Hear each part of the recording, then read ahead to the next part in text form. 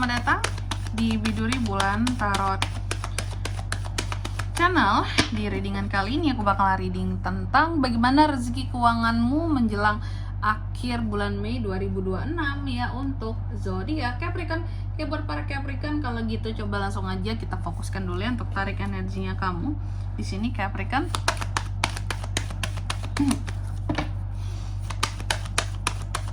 Sekali lagi.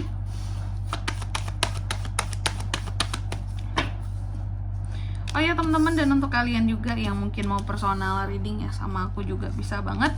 Silahkan saja hubungi nomor WhatsApp yang ada di kolom deskripsi. Jadi kalau lagi ada masalah itu jangan galau-galau sendiri aja teman-teman. Karena apa? Karena personal reading itu murah, nggak mahal. Dan juga kalau untuk tanya-tanya jangan ragu teman-teman, karena untuk bertanya pun kalian boleh konsultasi dulu mau ambil paket yang mana gitu ya. Itu gratis ya. Info price listnya dong kak, info gimana cara personal reading dong kak, langsung aja ya, langsung chat aja di nomor WhatsApp yang ada di kolom deskripsi. Oke, Capricorn, coba kita mulai di sini. Kita lihat Capri ya. Di kartu yang pertama itu energi utama soal keuangan kamu, rezeki ya, energi rezeki keuangan kamu yang utama menjelang ke akhir bulan Mei ini kuat Capricorn. Wow, ini bagus ya, kuat energinya di sini.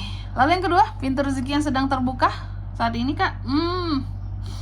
Pintu rezeki yang terbuka saat ini untuk kedepannya juga sangat baik. Di sini ada The Sun, sangat positif. Artinya sesungguhnya ya, kondisi keuangan kamu ini udah mengarah ke grafik yang positif gitu. Mulai perlahan ya, naiknya perlahan gitu. Lalu yang ketiga, apa hambatan finansial kamu saat ini? Oke, hambatan finansial untuk seorang Capricorn. Aku melihat Capri, kalau soal hambatan finansial memang menjelang ke akhir bulan Mei ini ya, terletak di kesabaran kamu aja. Semakin sabar kamu ya, maka akan semakin mudah di sini kamu untuk memperoleh ya kondisi keuangan yang lebih positif lagi kayak gitu. Jadi memang sabar itu membuahkan hasil teman-teman ya. Ketika kamu sabar, orang-orang yang sabar itu biasanya vibes-nya positif, dan orang yang vibes-nya positif itu akan menarik banyak rezeki ke dia kayak gitu ya. Lalu yang keempat, apa yang perlu dilepaskan menjelang ke akhir bulan Mei ini Capri biar rezekimu lebih gacor? Kamu perlu melepaskan yang namanya talentamu, skill kamu, kemampuan kamu. Jangan disembunyi-sembunyiin terus ya. Jadi semakin banyak orang tahu tentang keahlian kamu, kemampuan kamu, banyak orang yang bisa pakai jasa kamu, dan banyak orang yang ngerekrut kamu atau ngajakin kamu kerja sama, maka akan apa ya, menguntungkan buat kamu kayak gitu. Jadi perlu melepaskan skill yang dipunya itu, jangan dipendam terus gitu, keluarkan ya. Lalu yang kelima, peluang cuan tercepat menjelang ke akhir bulan Mei ini buat Sagi. Aku lihat di sini peluang cuan tercepat itu muncul dari di sini ada The Dead ya. Peluang cuan tercepat itu munculnya dari sesuatu yang baru, dan ini berawal dari akhirkan dulu sesuatu yang lama. Jadi contoh nih, kamu mungkin ada usaha lama yang kurang jalan atau yang kurang oke, akhiri dulu, nanti akan ada usaha baru yang lebih baik. Yang aku lihat kayak gitu, baru itu akan menjadi peluang cuan tercepat kamu, kayak ganti peralihan usaha ya. Itu bisa banget untuk buat cuan lebih deras. Mungkin saat ini bidangnya kurang tepat ya. Selanjutnya apalagi kak? Yang keenam, hal yang membawa keberuntungan keuangan bagi seorang Capri menjelang ke akhir bulan Mei ini. Hal yang membawa keberuntungan ini harapan sesungguhnya. Ketika kamu masih memiliki harapan, maka keberuntungan akan finansial ini akan terus menghampiri kamu gitu.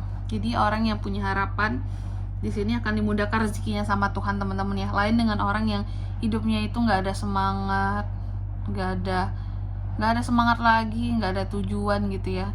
Itu pun rasanya rezeki itu kayak datang ke dia itu gimana gitu ya. Jadi kayak bantol gitu ya. Tapi kalau orang yang punya harapan, punya cita-cita, punya keyakinan, dia tahu apa yang dia mau, yang dia inginkan, dan dia juga menetapkan tujuan dan jalannya mau seperti apa, maka ini sesungguhnya keberuntungan itu akan, rezeki itu akan cepat banget datang ke dia gitu.